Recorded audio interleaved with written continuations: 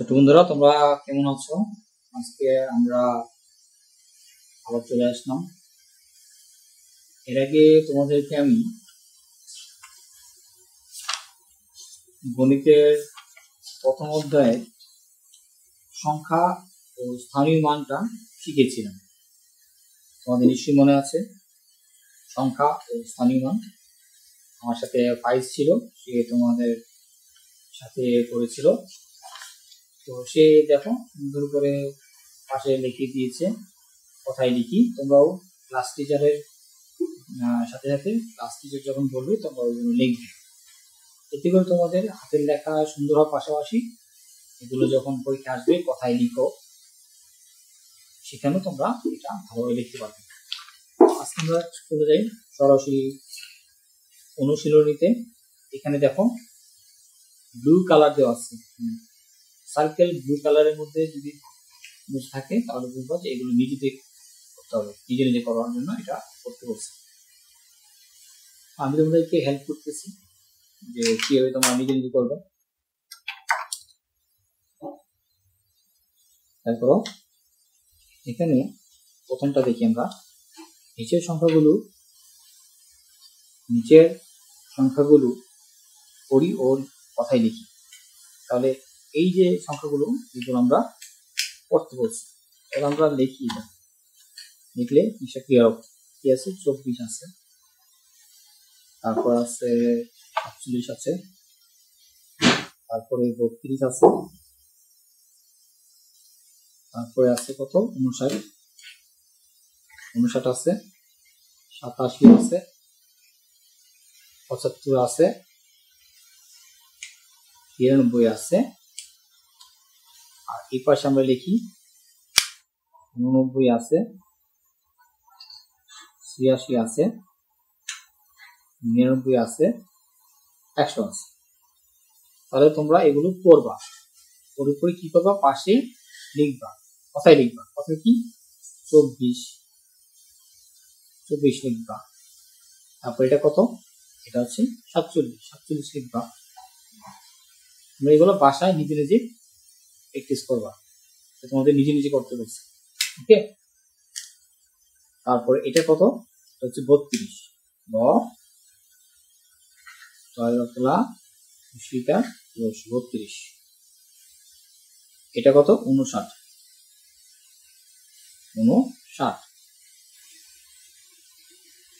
ওকে,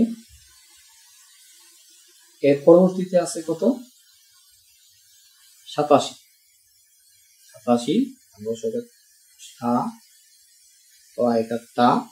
তারপর হচ্ছে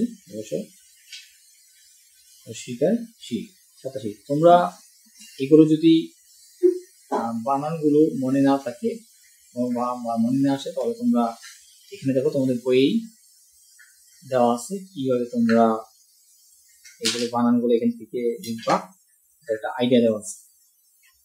তোমরা নিশ্চয়ই দেখতে পাচ্ছ 51, 52, 53, 54 এভাবে 100 পর্যন্ত কথায় লেখা আছে। তোমরা যদি কোনো বানানে ঘাটতি থেকে থাকে তাহলে তোমরা লিখে নিবে।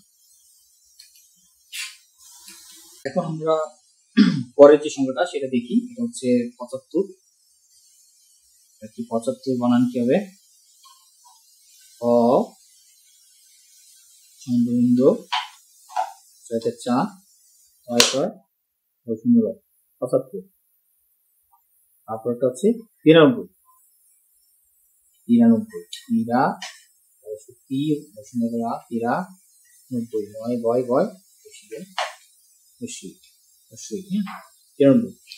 তারপরে এটা কত হবে বলতো?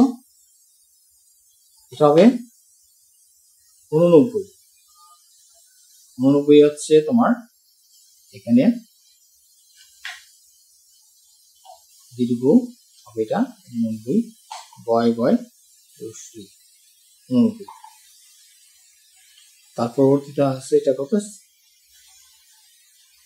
86। আছে 86। আর এটা হচ্ছে 99। তোমরা এটা ভাষায় এইভাবে লিখবা, লিখে তোমাদের একটা প্র্যাকটিস হয়ে যাবে। এটা হচ্ছে 100। আমি আবার বলে দিচ্ছি, তোমাদের যদি এই বানানগুলো নিয়ে একটু কনফিউশন থাকে তবে এখান থেকে দেখে নিবে, তোমাদের বই কিন্তু দেওয়া আছে, এগুলো তোমরা বানান, এগুলো হচ্ছে যে কিছু কিছু বানান আছে একটু কনফিউশন তৈরি হয়, তোমরা একটু দেখে নিবা, বারবার প্র্যাকটিস করলে বানানগুলো তোমাদের আইতে এসে পড়বে। ওকে, তাহলে আমরা নেক্সট পরের প্রশ্ন চলে যাই। পরে কি প্রশ্নটা দেখি আমরা, পরে যে প্রশ্নটা এখানে আছে এটা হচ্ছে একটা তোমাদের একটা কাজ দিয়েছে, সেটা হচ্ছে যে কোনো একটি গ্রামে 5টি যৌথ পরিবার, 5টি যৌথ পরিবারের সদস্য সংখ্যা নিচের সবটিতে সংখ্যায় লিখি, এটা তোমাদেরকে দেখতে বলছি। ওকে, তো তোমরা যেটা করবা সেটা হচ্ছে যে এখানে যৌথ পরিবারটাকে আমরা জানি, সেটা হচ্ছে যে বড় পরিবারগুলো কি আমরা সাধারণত যৌথ পরিবার বলি, যে পরিবারে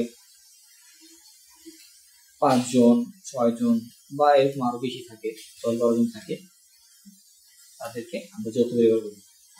যৌথ পরিবার আমাদের সাথে কে থাকে, দাদা দাদি থাকে, তারপরে চাচা চাচি থাকে, ফুফু থাকে, এই আমাদের সবাইকে নিয়ে একটা যৌথ পরিবার। তো আমরা এখন মনে করো এখানে আমরা 5টা যৌথ পরিবার সম্বন্ধে জানি, 5টা যৌথ পরিবারকে চিনি, এখন আমরা তাদের যৌথ পরিবারের যে সংখ্যাটা সেটা এখানে লিখব।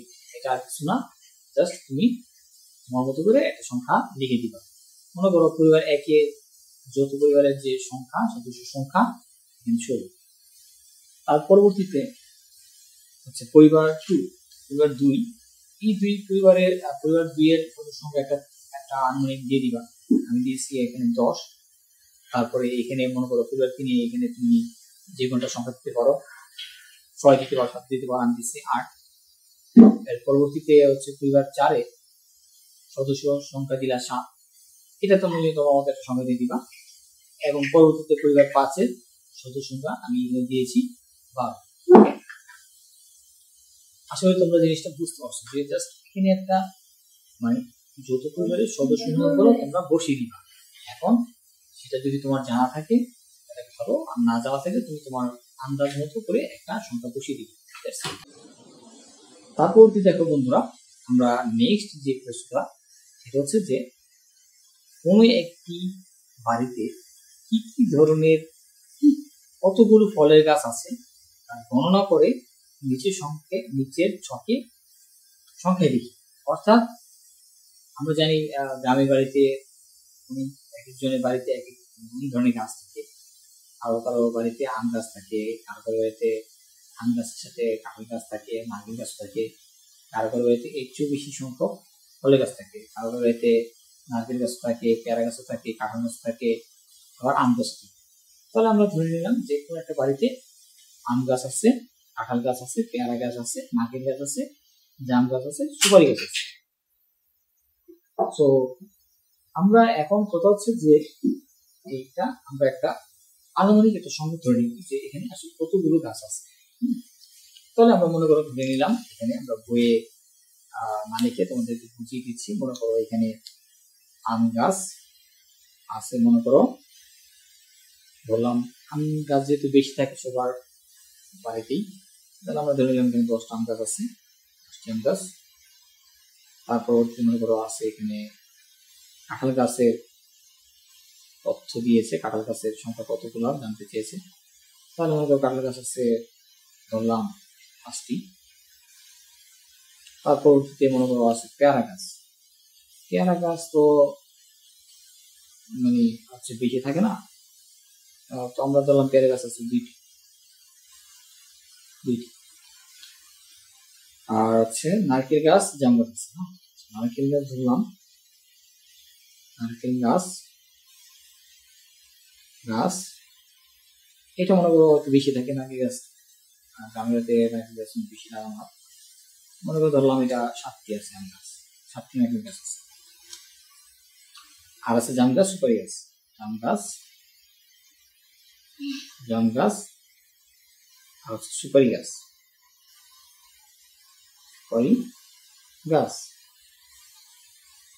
জাম গাছ আছে মনে করো, ধরে দিলাম একটা ধরলাম, জাম গাছ একটা আছে। আর সুপারি গাছও অনেক থাকে, অনেক বাড়িতে অনেক জায়গা থেকে সুপারি গাছ লাগায় তারা। আমরা ধরলাম হচ্ছে এখানে 6টি সুপারি গাছ আছে। এটাই তোমরা জাস্ট এখানে বইয়ের মধ্যে ম্যাডাম যখন তোমাদের ক্লাস টিচার তোমাদের পড়াবে তখন তোমাদেরকে বলবে যে সংখ্যাগুলো লেখো, এখানে লিখবা। আর দেখে এখানে দুইটা ঘর খালি আছে, অর্থাৎ যদি কারো বাড়িতে একটু বেশি কোনো গাছ থাকে তাহলে তোমরা সেই গাছগুলো লিখবা এবং সেই গাছগুলো কতগুলো সেটাও সংখ্যা লিখে দিবা। ঠিক আছে বন্ধুরা, তাহলে আমরা চলে যাই নেক্সট প্রশ্নে। নেক্সট একটা আসলে এটা প্রশ্ন না, ঠিক এটা জাস্ট একটা হিসাব নিকাশ করা।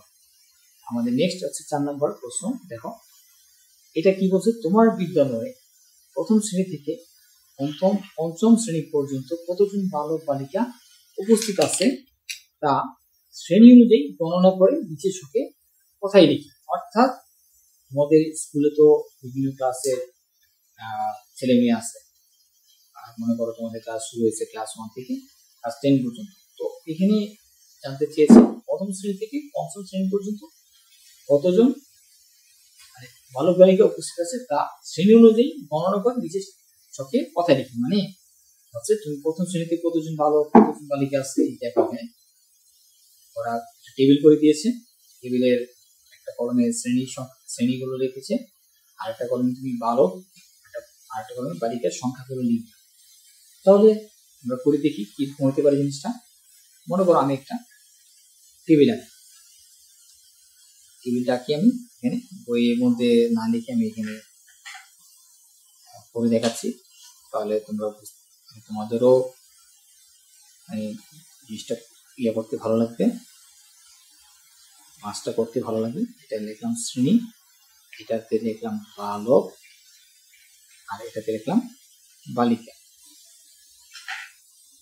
এটাতে আমরা আমাদের কয়েকটা রো নিব, 3টা রো, 4টা, 8টা, যেহেতু পঞ্চম শ্রেণী পর্যন্ত এই জন্য আমরা 5টা রো নিলাম। এখানে মনে করো প্রথম শ্রেণী, এটা হচ্ছে দ্বিতীয় শ্রেণী, এরপরে হচ্ছে তৃতীয় শ্রেণী, এটা চতুর্থ, এটা পঞ্চম। ওকে, তাহলে মনে করো তোমরা এখানে একটা সংখ্যা বসিয়ে দিবা, আনুমানিক একটা সংখ্যা বসিয়ে দিবা। মনে করো হচ্ছে প্রথম শ্রেণীতে বালকের সংখ্যা হচ্ছে মনে করো 42 জন, আর বালিকার সংখ্যা মনে করো একটু বেশি ধরলাম 46 জন। তার পরবর্তীতে দ্বিতীয় শ্রেণীতে বালক বালিকা আছে, তুমি জানো প্রত্যেকটা শ্রেণীতেই বালক এবং বালিকা থাকে। তাহলে তোমরা তো ক্লাস 2 করো, তোমাদের ক্লাসে তোমরা কতজন ছেলে আছে কতজন মেয়ে আছে তোমরা তো জানো, সেই সংখ্যাটা বসিয়ে দাও। ধরে নিলাম আমাদের দ্বিতীয় শ্রেণীতে বালক সংখ্যা আছে 35 জন, আর বালিকার সংখ্যা আছে মনে করো ধরলাম হচ্ছে 40 জন। ওকে, তো এইভাবে তোমরা কি করবা, তৃতীয় শ্রেণীতে বালক এবং বালিকার সংখ্যা বসাবা, চতুর্থ শ্রেণীতে বালক এবং বালিকার সংখ্যা বসাবা, পঞ্চম শ্রেণীতে বালক এবং বালিকার সংখ্যা বসাবা। এটুকু তোমাদের জন্য রেখে দিন, তোমরা নিজেরা এটা করবা। ওকে, তাহলে বন্ধুরা আমরা নেক্সট